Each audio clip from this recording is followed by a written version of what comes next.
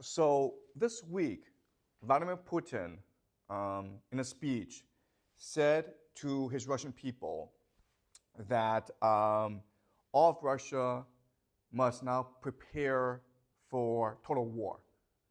Even if you are not fighting on the front lines in Ukraine, pretend you are.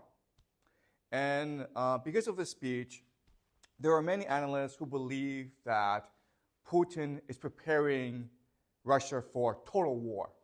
And total war means that every aspect of your society is geared towards winning a war. And so we last had total war in World War II, okay?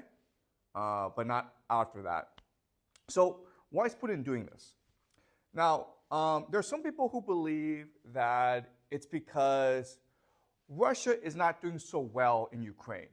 They lack manpower, and so they need to mobilize their society to fully win the war in Ukraine. Okay? Another explanation is that Putin knows that NATO is preparing to send reinforcements to Ukraine. Remember that because of last summer's offensive, Ukraine is desperately short of manpower. Okay? The average age of their soldiers right now is over 40. They have men in their 60s who are fighting in the front lines. Emmanuel Macron of France has publicly stated that he is considering sending French troops to Ukraine. The British themselves are thinking of conscription, drafting all young men into the army.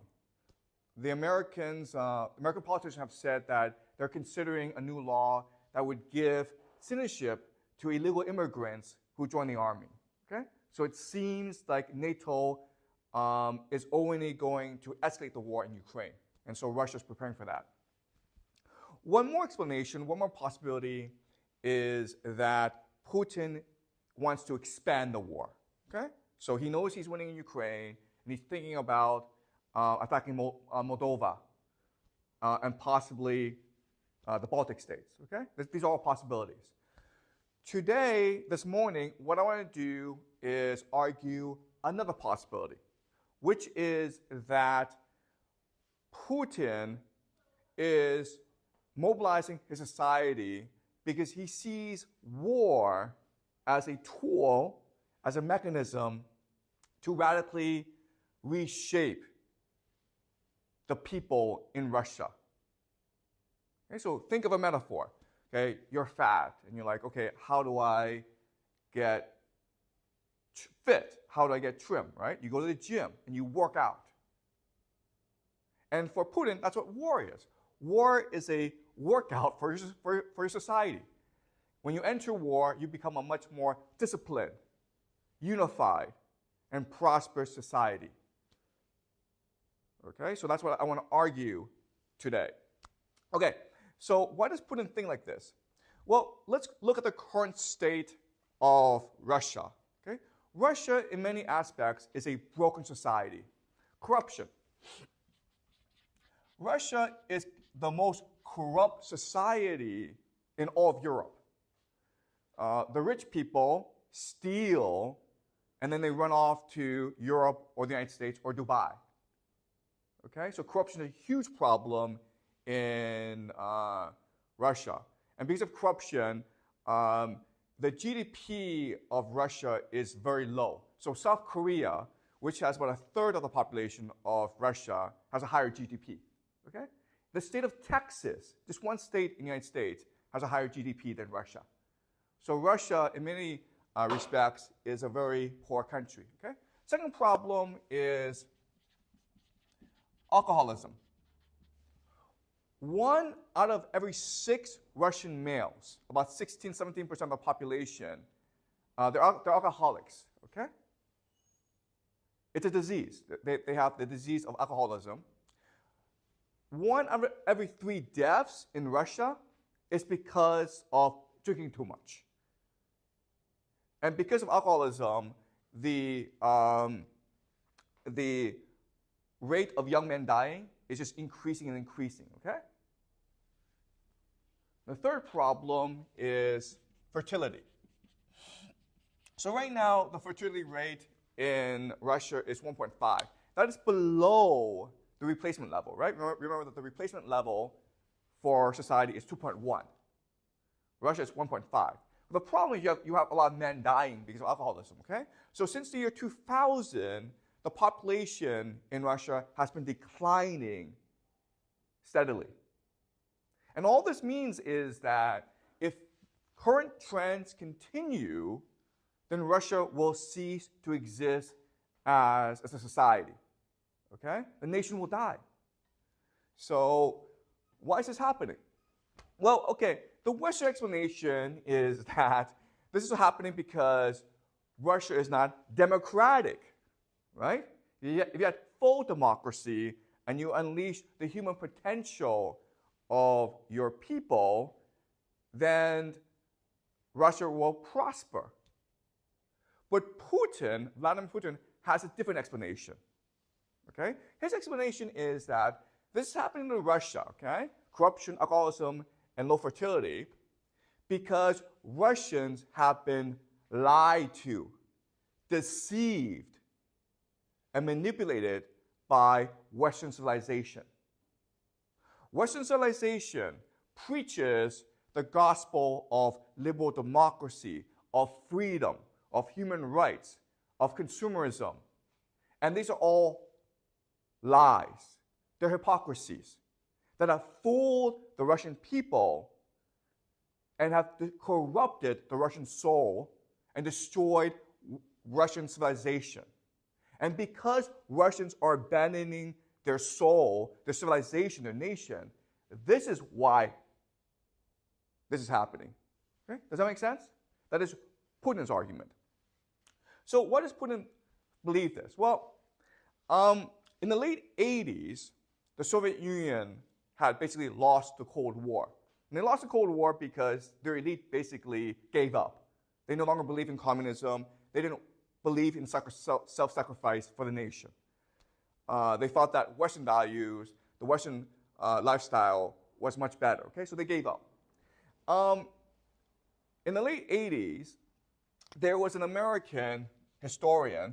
He actually works for the American State Department. But his name is Francis Fukuyama. And he wrote an extremely influential essay called The End of History. End of history, okay? With a quotation mark. And he argued that the Soviet Union fell and America became triumphant because liberal democracy is the best idea to have ever been invented. And to make his argument, he uses the philosopher Friedrich Hegel, okay? Now, Friedrich Hegel had something called the theory of the dialectic. And what Hegel argued is that history is determined by a war of ideas. The progress of history is determined by the movement of ideas. And how ideas work is that they have a pattern called the dialectic, okay? So there's a thesis, a new idea comes into being. But then we recognize that this idea has problems. It's too extreme. It's too problematic. So we create an antithesis, okay? But this antithesis itself is also too extreme. And this creates also problems. So then what happens is the thesis and the antithesis come together and create a more moderate, more efficient idea, okay, called the synthesis. And this is how history moves or progresses. And so Fukuyama takes this idea and says, okay, well, this explains what's happening today, where at first you have a thesis called capitalism, okay? Capitalism. And this created the Industrial Revolution, right? And because capitalism was too extreme, we moved towards communism, okay? Communism was created to counteract the extremes of capitalism. But communism itself is too extreme, so then we move towards the middle, which is the right idea, which is called liberal democracy. Okay? So what is liberal democracy? Well, at the core of liberal democracy is the idea of consumerism. And the idea of consumerism is that we exist to buy things. And as long as we buy things, there'll be world peace. Why? Because consumers have a need to buy, and therefore nations have a need to produce. And nations produce the best when they're trading together as opposed to warring against each other. Okay? So this is the argument that Francis Fukuyama makes in the end of history. I want to explain this argument further, okay?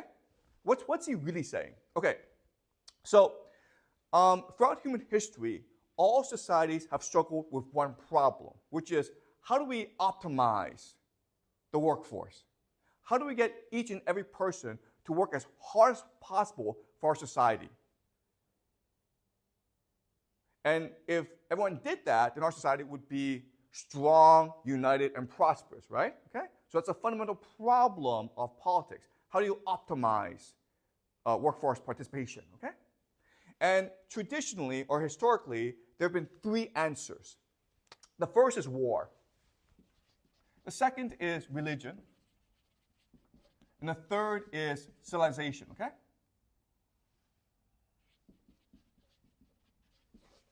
Now, as you can understand, these three things work because they give structure, meaning, and purpose to our lives, okay?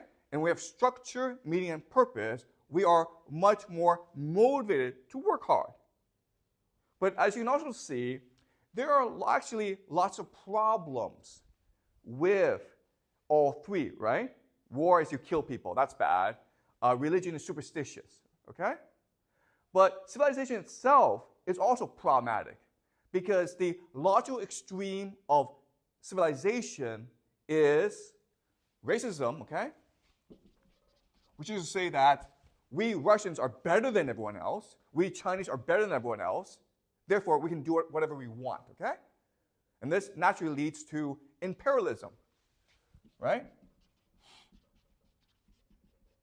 We have a duty to go conquer other people, to civilize them, right? Something called the white man's burden. And this leads to fascism, okay? Okay? War and conquest are the ultimate good. So historically, war, religion, and civilization have given people structure, meaning, and purpose, but they create a lot of problems. They create suffering and war and pain, okay? So, but over time, what has happened is that all of them, over time, have become much more abstract. And the reason why they've become more abstract is in order to increase the population, in order to create mass society, okay? So let me give you an example of this. The earliest religions in humanity have been polytheistic. Okay? And the gods themselves were very much like humans. So think of the Greeks, okay? Zeus, Athena, Hera. Okay? It was a polytheistic society, and they were very much like humans. But over time, this polytheism became monotheistic, and it became abstract, okay? The idea of God was so much removed from us. And the benefit of that is that you can have more people believing in one God.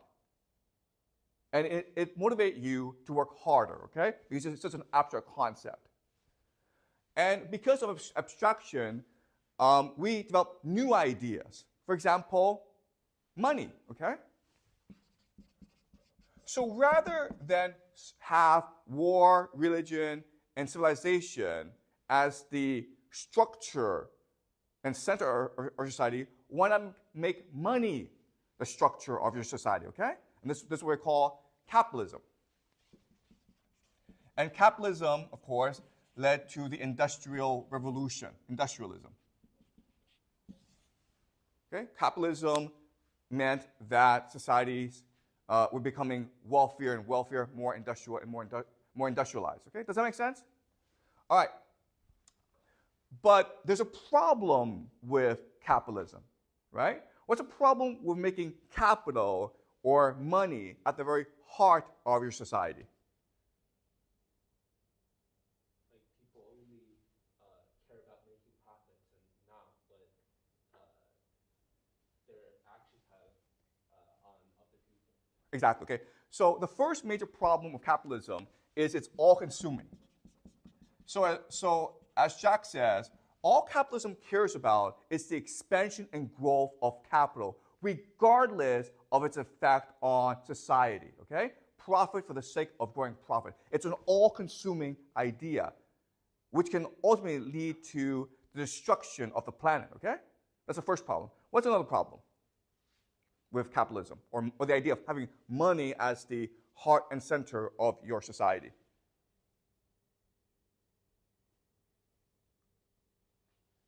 Anyone?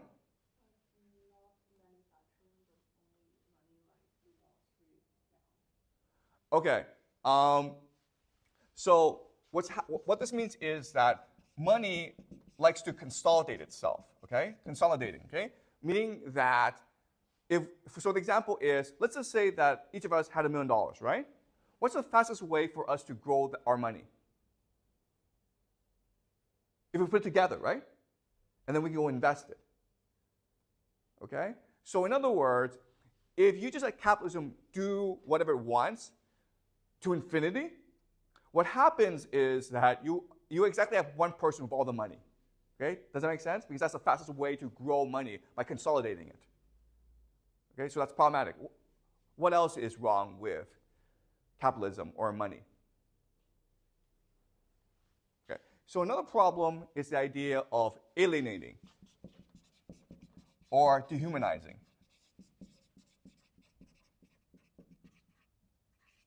Okay? What does this mean? Capital alienates and dehumanizes. What does that mean?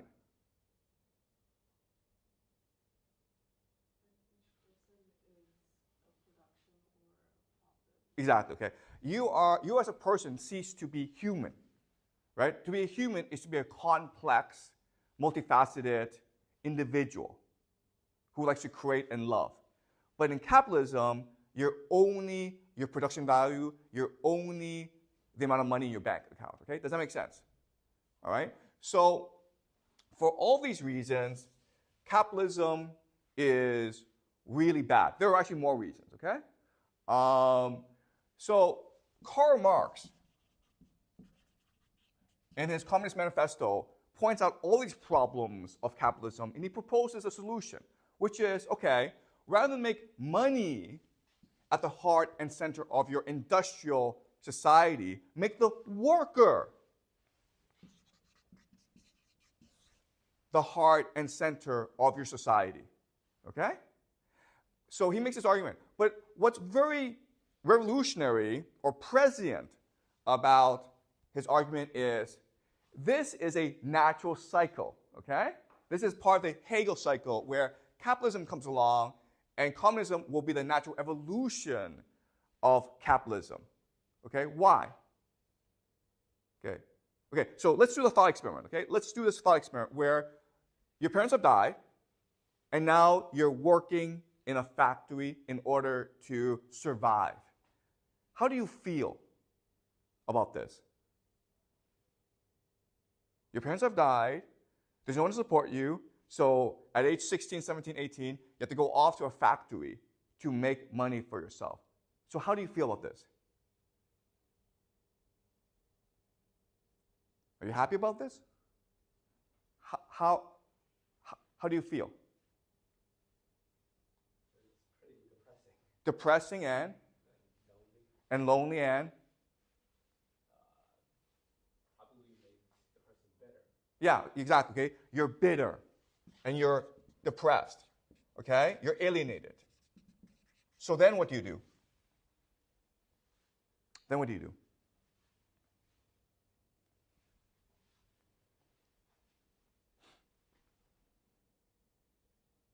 What can you do now? You're bitter, you're angry, you're depressed, you're lonely. So what do you do?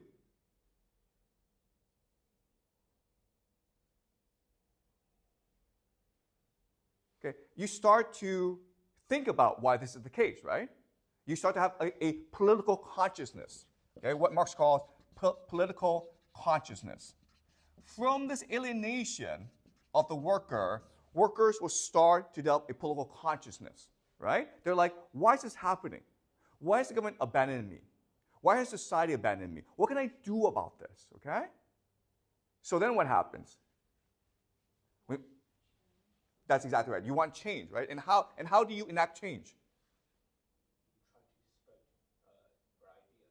Yes, okay. You spread your ideas and you organize, right? And when you organize, what do you realize?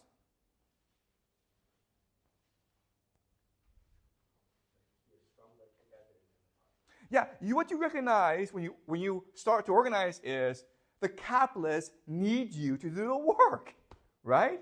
The capitalists own the capital and the factories, but you're the one who's actually doing the real work. So without you, the factories can't run. So as long as you're united, you can enact whatever political demands you want. Okay, does that make sense? Okay, so for Marx, this is just a natural evolution of capitalism. Capitalism leads to the alienation of the working class, which will lead to their political consciousness, which will lead to their solidarity, which will lead to a political revolution. And so you can make the worker as the heart and center of your society. Okay? Does it make sense, guys? All right? Now, what's amazing about Marx is that today we say he's wrong, right? Communism happened in the Soviet Union, it happened in China, but it didn't happen in Europe and in the United States, where Marx said it would happen first because Germany was more industrialized than Russia or China. Okay? Does that make sense? That's what we say. But if you think about it deeply, okay, Marx is right. After World War II, every society, every industrial society, to some extent, adopted the ideals of communism. Okay, does that make sense? Okay, we call this socialism and not communism, but basically it adheres to the thinking of Marx, which is to make the worker the heart and center of your society. And why did they do that after World War II? Exactly, okay? Because workers create value. Okay? Money doesn't create any value. Money just creates more money. It's speculative. But the workers create value. They're productive. And therefore, you have to treat your workers properly. So in America and in Europe, workers became the heart and center of your society. And the workers, through unions, could demand political reforms. And so all of society was geared towards making the lives of the middle class, the working class, better, okay? That's why you had excellent health care, great public schools, cheap universities. Okay? So the 50s and 60s and 70s was basically the peak of society for the working class. But in the 80s, we start to change this. Why? Why would we want to change the system? It's a great system, right? Marx is right. Having the worker as the heart and center of your society, as the central organizing unit of your society, makes a lot more sense than having money as the heart and center, okay? But starting in the 80s, we start to go back to money. Why?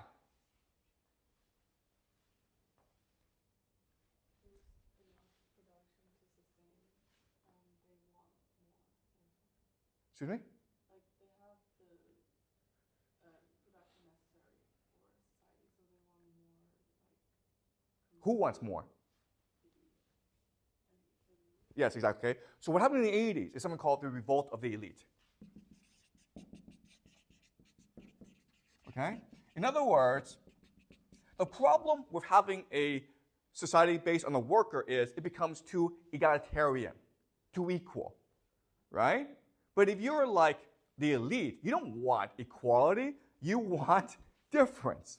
You want to have power and money in your hands. Does that make sense? So the revolt of the elite happened in the 80s, and this is what we call in the United States the Reagan Revolution, okay? The Reagan Revolution. The beginning of neoliberalism, free market capitalism.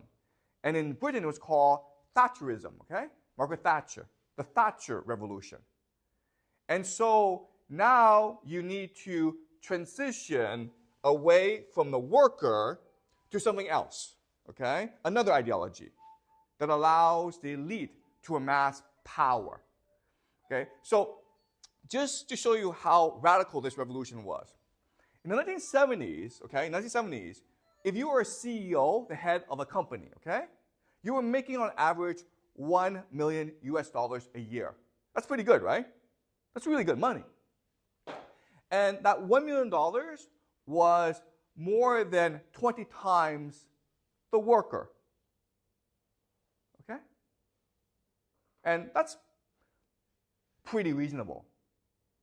Today, the average CEO in the United States makes $20 million a year. And that is 200 to 300 times more than the average worker in the company. Okay, does that make sense? So in the 80s, inequality started to explode, right? And so they were transitioning from the worker to a new organizing unit called the consumer. Okay? So they needed to destroy the working class, the middle class. And the way they did it was by introducing a new concept called the consumer, okay? So in the 50s, 60s, and 70s, the government promised you a good job. If you were a member of a society, if you were a citizen, I promise you a good job that you would have for the rest of your life, okay? So in the 80s, the government said, I promise you that you have low prices and a wide selection of goods. Okay, does that make sense? All right. So this sounds like a subtle shift, going from the worker to the consumer, okay? But what this meant was a revolution in society, a revolution in politics. So remember that, an example of the worker has to have political consciousness in order to protect his or her rights, in order to organize and unify and push for favorable political reforms, okay? That's what the worker must do, okay? But now let's think about the mentality of the consumer. And to do this, let's do another thought experiment. And the thought experiment is this. Everyone in the school, about 500 people, I decide to give everyone $1 million, okay? So everyone in the school has exactly $1 million to spend. What happens now? Think about this. What happens now? Use your imagination. What happens? What's the first thing you do?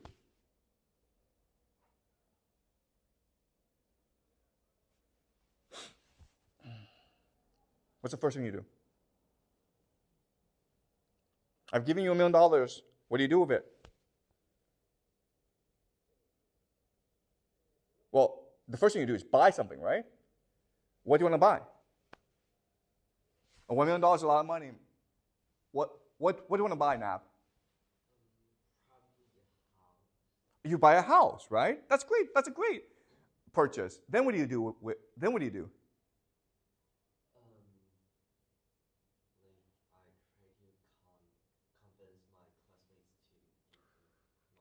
Okay, first thing is Nab buys a house. Then what does he do?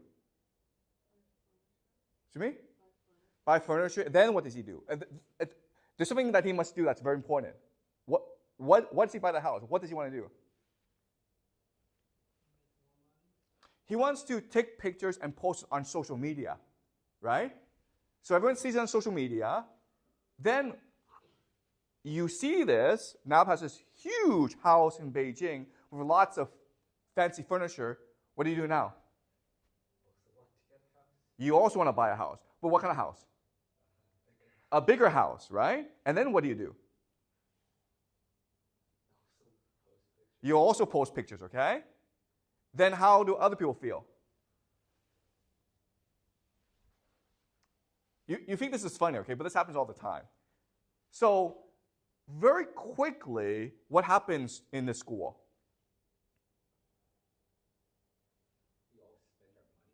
And you all spend your money, and you all go into debt, right? Because you're in competition with each other to buy the biggest thing. And $1 million is a lot of money, but it's not enough to buy everything, right? So you go into debt. You borrow more money to buy more things. And then what happens?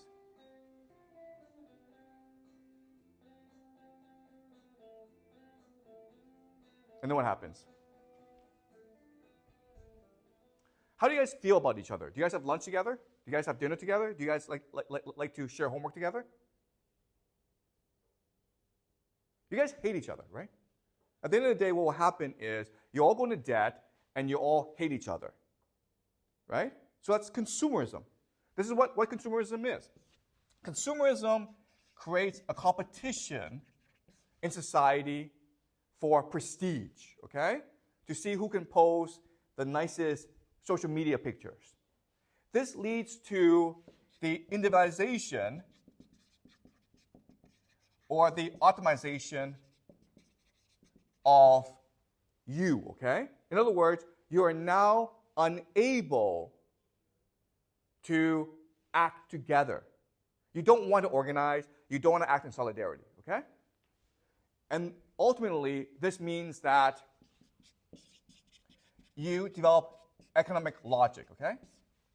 And what is economic logic? It's to see the world only through the lens of capital. Okay, does it make sense?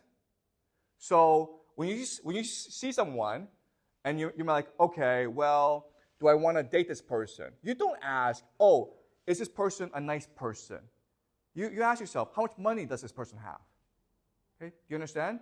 You use economic logic in order to understand the world and to reason and analyze the world, okay? Now, let me ask you this question. Today, is this how China works? Is this how the world works? The answer is yes, okay? Are you like this? Yes, you are like this, okay? You've been brainwashed into thinking that this is the only way to behave and to think. You're in school. Why are you in school? So you can get a good job. Why? To make money. And so you can buy things, okay? You understand? That's how you all think. But there are different ways to think about school, right? You're like, I'm in school to learn, to open my mind, to have an imagination, to think critically about the world, right? And that was the way we thought about school when the workers were dominant. But now that consumers are dominant, all we think about is, how do I get a good job? How do I buy a bigger house? Because I want to post it on social media. Okay?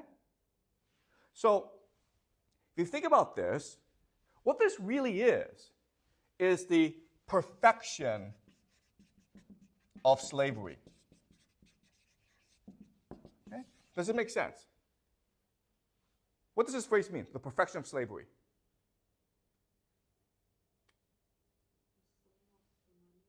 Yeah, you become a slave of the money, but what?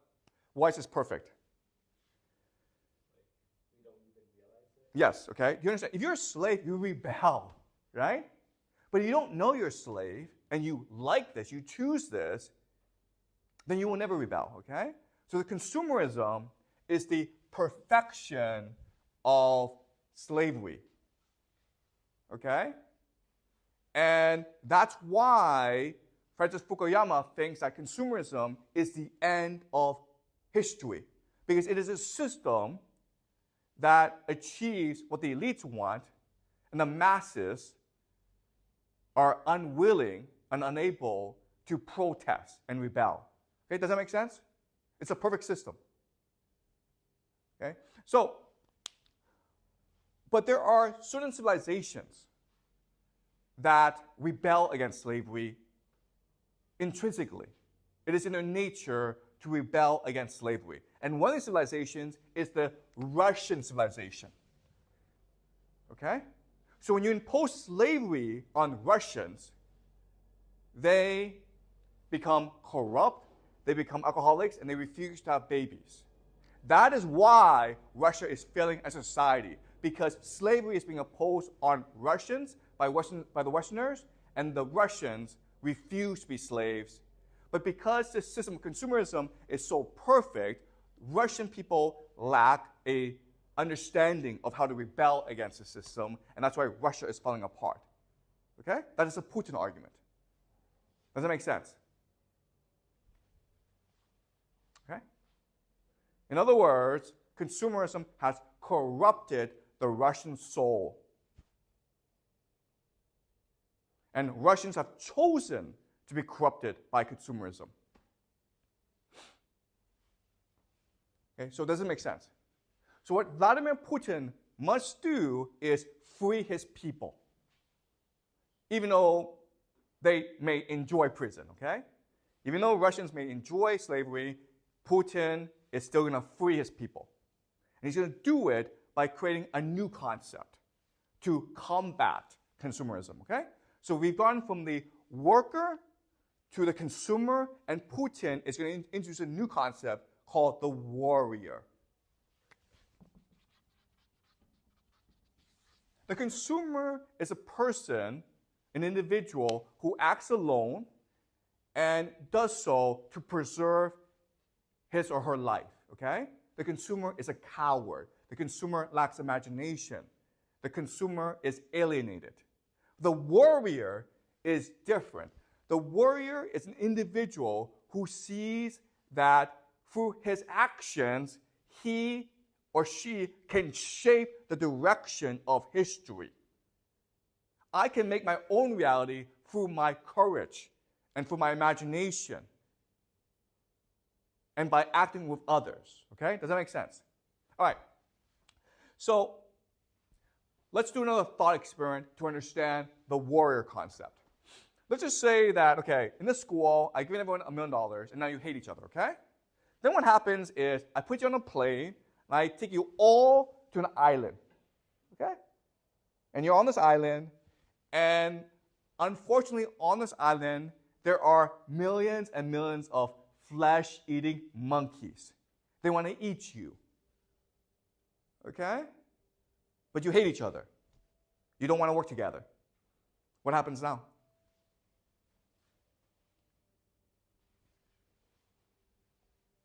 What happens now? Yeah, that's right. If you don't do anything, everyone gets eaten by a monkey, right? But what are you going to do? How? You will fight the monkeys by, how will you fight the monkeys? The people who fight together can maybe survive. Okay, what's going to happen is that everyone is going to put aside the differences and work together to fight the monkeys, okay? And how you feel in this process.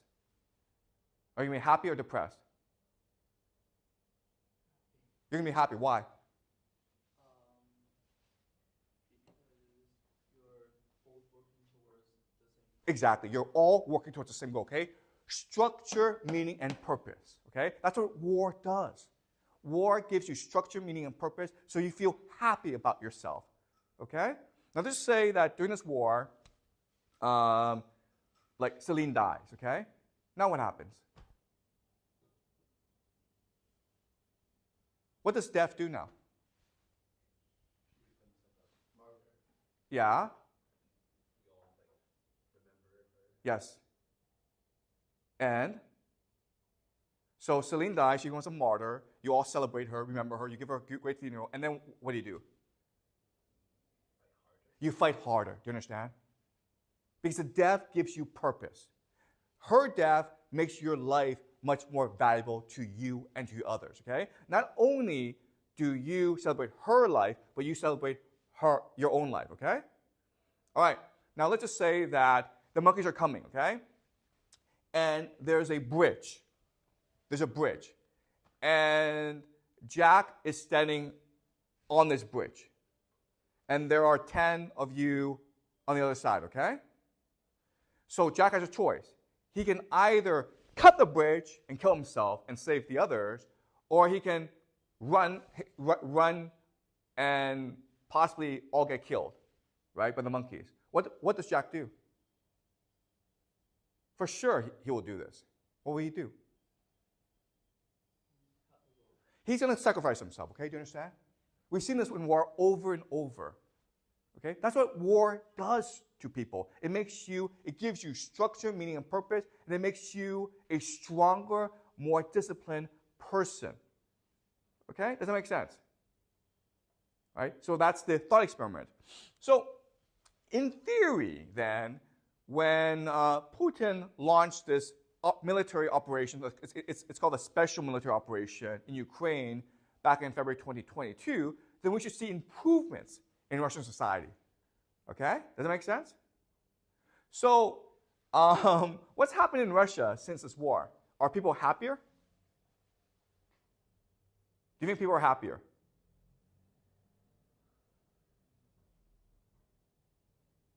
Do you think people are happier now?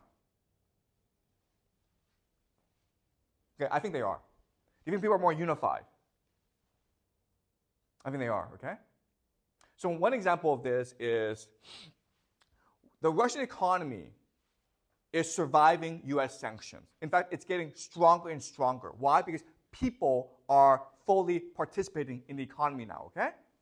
So an example of this is that every month, Russia is producing 150,000 ammunition cells, okay, for the war. Every month, Russia is producing more ammunition shells for the war, okay, 150,000.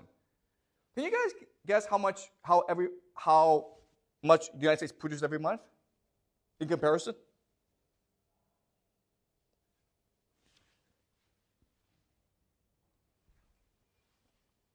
Guess the number.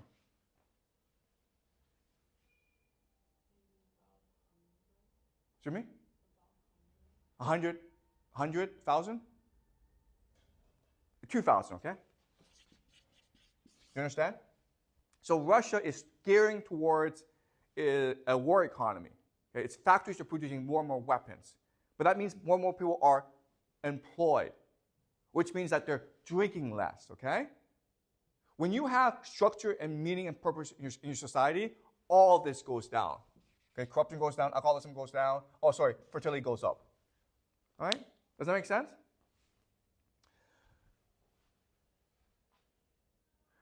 So, last year, Putin made this statement, okay? He was asked, okay, you have a lot of Russians dying on the battlefield. And he said, well, when they die on the battlefield, we honor them. They sacrifice themselves for their country. They'll always be remembered as heroes. Their families will always love them. But if we just let them do whatever they want, all they're going to do is drink themselves to death. Okay? Do you understand? So what Putin is saying is that what war is, ultimately, it is a mechanism for society to rejuvenate itself. Okay? What war is, it's an opportunity for society to cut away the fat, to make itself more lean. So for Putin, this war, it's not really about conquering Ukraine or defending against NATO. It's really about saving Russian civilization. It's really about saving the Russian soul. Okay? Because if you don't fight this war, and you let these trends continue, then Russia will eventually cease to exist as a nation. Does that make sense? Okay? So what's going to happen is that over time, a new concept will arise to challenge consumerism and liberal democracy. And we will call this concept Putinism. And the idea of Putinism is really continuous war. That as a society, you should be constantly fighting wars in order to discipline, unify your nation, okay, and make your people stronger and more prosperous. That is Putinism, okay? And I think this will be his defining legacy. And Putinism is a direct response to liberal democracy, okay? So we will shift as a society from one that is based on the consumer to one that is based on the warrior. Does that make sense, guys? Okay? Any questions? How is liberal democracy different from capitalism? So Celine asked a question, how is capitalism different from liberal democracy? That's a great question, okay? So capitalism is only concerned about capital, okay? So you can be a fascist country and be capitalistic. So capitalism, many people will say, leads to fascism. So Nazis were extremely capitalistic. And they see communism, the Soviet Union, as a direct threat to its existence, okay? The idea of a liberal democracy is the participation of everyone in the generation of capital. Does it make sense? So in other words, and this is one of the ironies of the 20th century, is that capitalism and democracy are opposing forces. And the idea of liberal democracy is to put the two together in a synthesis as to explain away or ignore the contradictions, okay? But capitalism and democracy are contradictions. Does that make sense? Okay, any more questions? According to Putin, over time, won't a society be drained from a war? If they fight too many wars, they will lose too much manpower and a lot of equipment.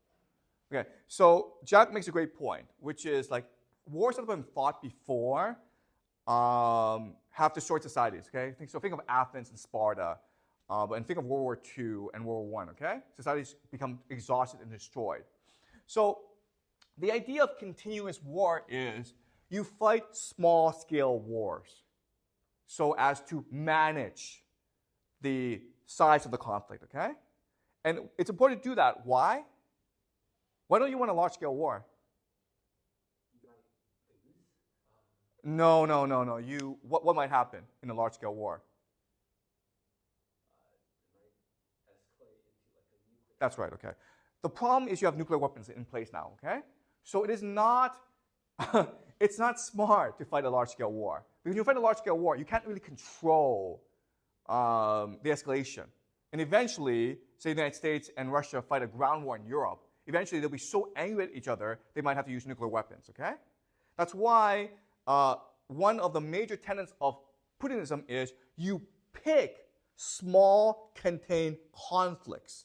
So Ukraine is a small, contained conflict, okay? An invasion of France or an invasion of Britain would lead to nuclear war. Does that make sense? Okay? And that's why the United States would also pick Iran, because Iran would be a small, contained conflict. Does that make sense? Okay? So this is the Putinism, okay?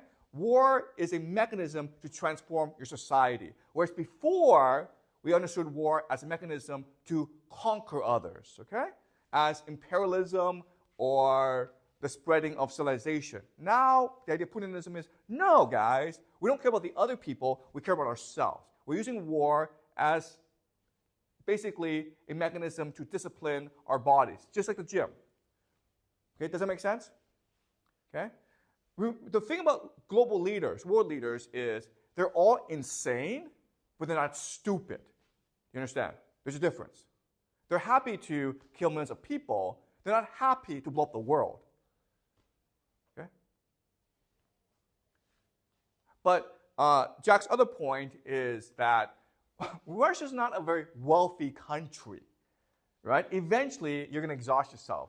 And that's why we think war is usually a pyramid scheme.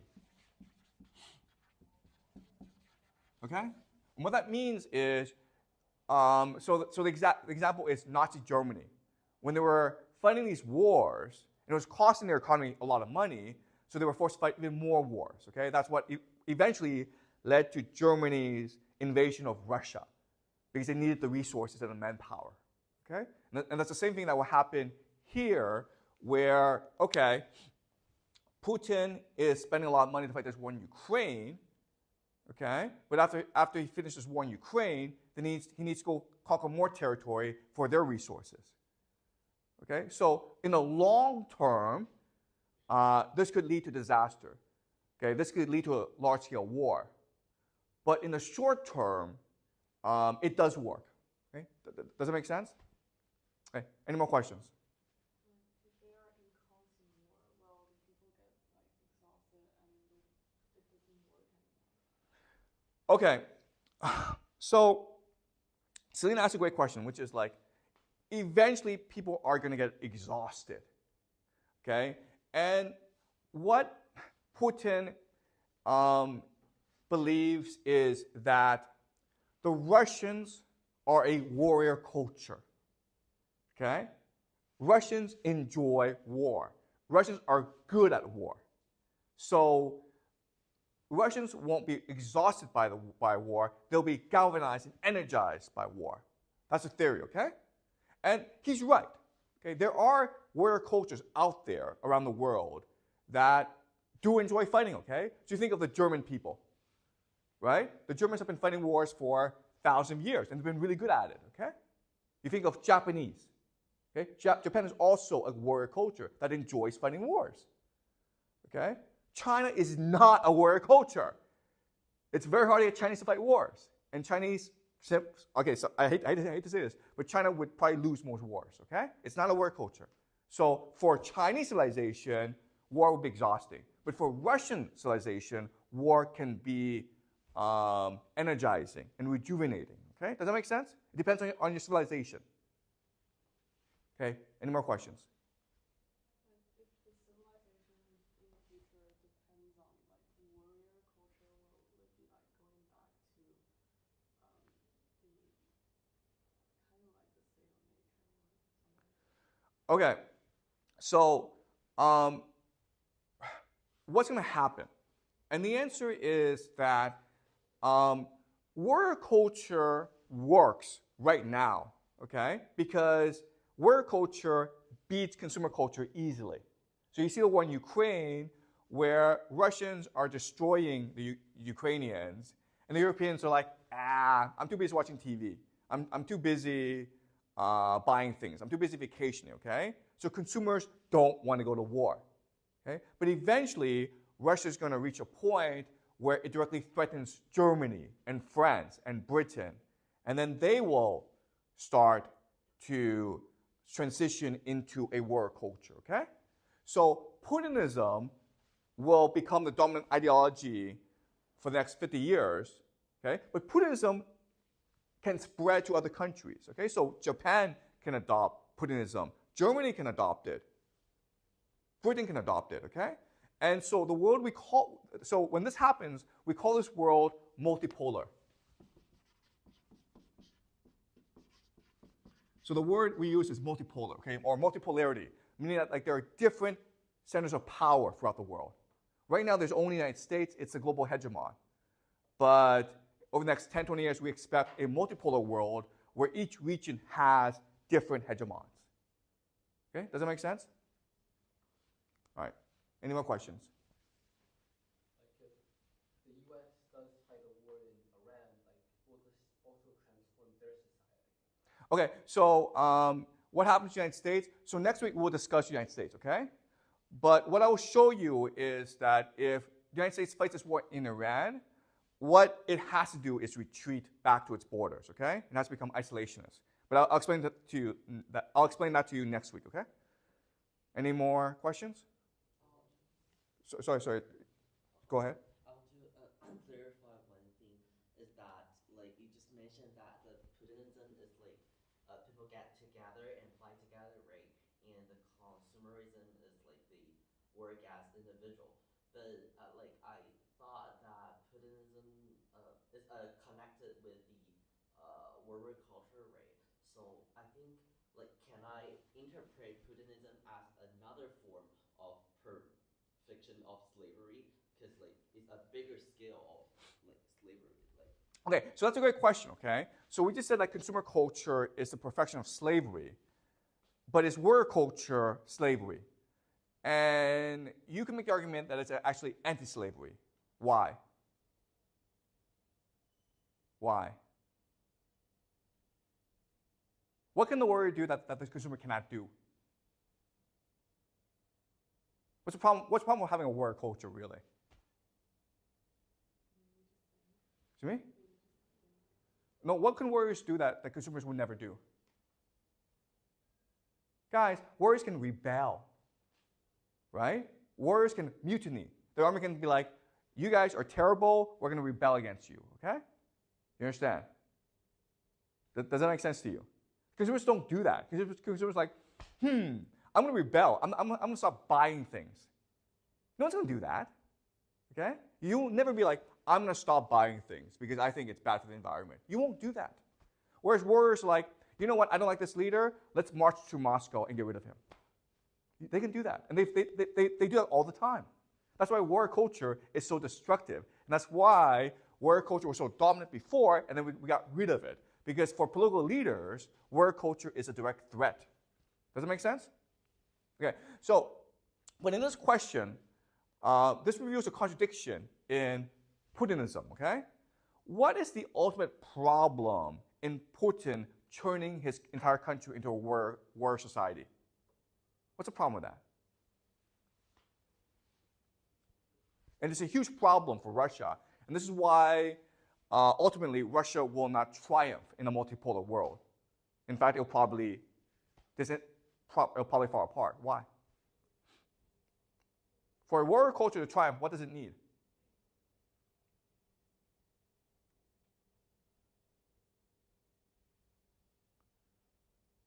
Warriors fight best when what?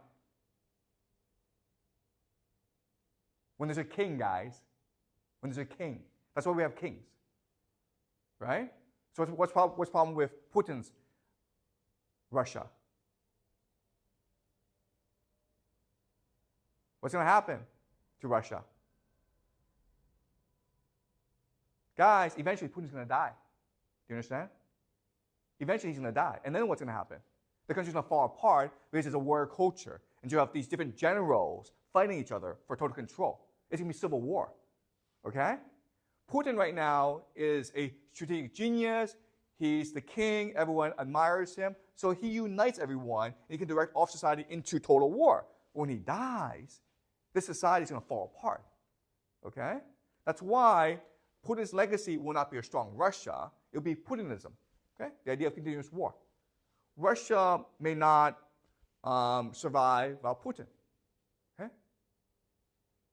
And quite honestly, when you have a great leader like Putin, it's impossible to replace him. Right? No one would have his genius and authority and ruthlessness. Okay? Does that make sense? Right? All right. And David, you had a question? Yeah. So I was just wondering, like, does the whole Russia agree with this Putinism? Like, is there possibilities that there will be like rebellions in the future? Okay, so David asked a great question, okay? How much of society agrees with Putin? And the answer is, like, most people don't like to go to war, okay? Most people are scared by war. But ultimately, society is determined by those who are willing to act on their beliefs, okay? So when we looked at America, look, the Israel lobby, they're only a small fraction of the American population, like less than 1%, okay? But because they're willing to act, and they're organized, and they're determined, they get their way. Okay, does that make sense? Same thing in Russia, where at most, okay, I would say at most, you have 10% who are like, oh, Putinism is a great idea. Let's go conquer the world, okay? At most, you have 10%. Most people are like, we want peace. We want to live our lives. I have children. I want my children to be safe. I don't want to send my children to war, okay? But again, history is determined by those who are determined to act in unison. Okay, so it's usually the most extreme individuals who get their way. Does that make sense? Okay, but thanks for the question, okay? Any more questions? Since all of these three verses on the left is kind of related to war, does civilization or culture require to have war? Okay, so Putin believes that Russia is first and foremost a great civilization. Okay? But as a great civilization, it also has to fight wars to protect itself. You understand? So Putin's like, you know what? If America left us alone, we would not fight wars. Okay? It's only because America insists on encircling us, insists on trying to destroy our culture, our civilization, that we must fight a war. Okay? Does that make sense?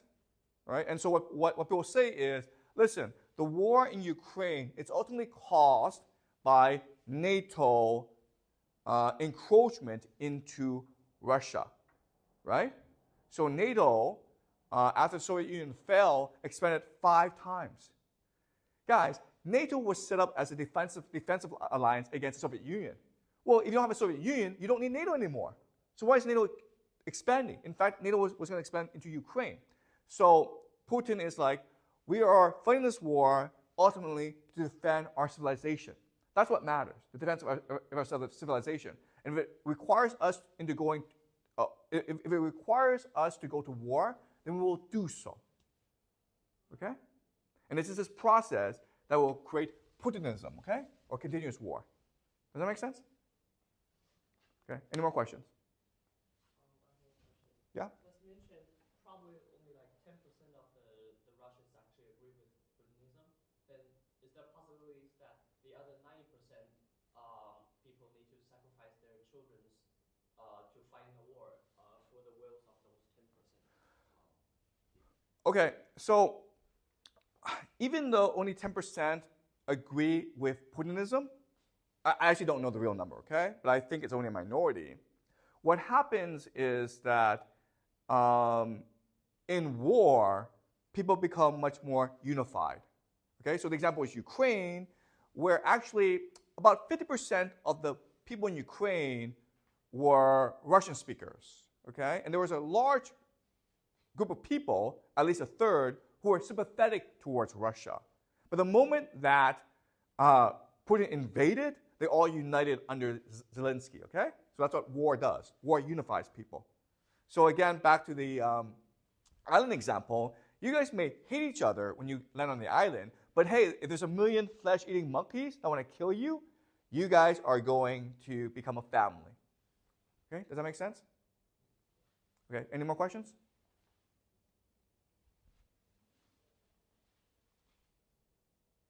Is this clear to you guys?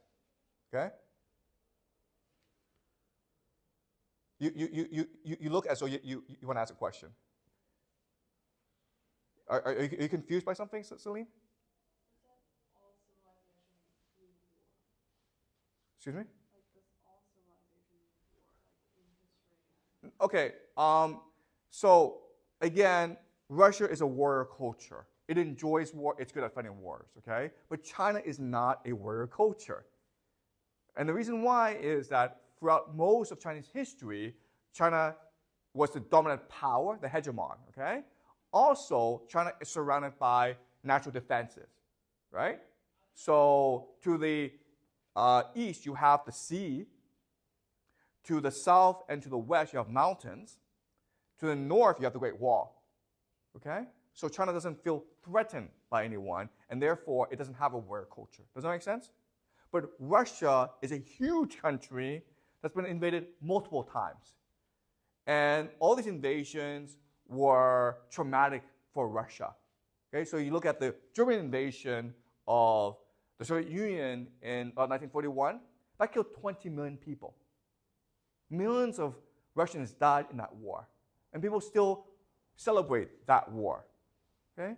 So China is not a warrior culture. Okay? Does that make sense? Okay. Any more questions? Okay. So what we will do next week is we'll talk about Putin's strategic genius, okay? And what I will show you, and this will be interesting, is that the way that Russians see the world is radically different from the way we see the world, okay? So we'll discuss Putin's strategy moving forward next class, okay? Does that make sense? All right, good.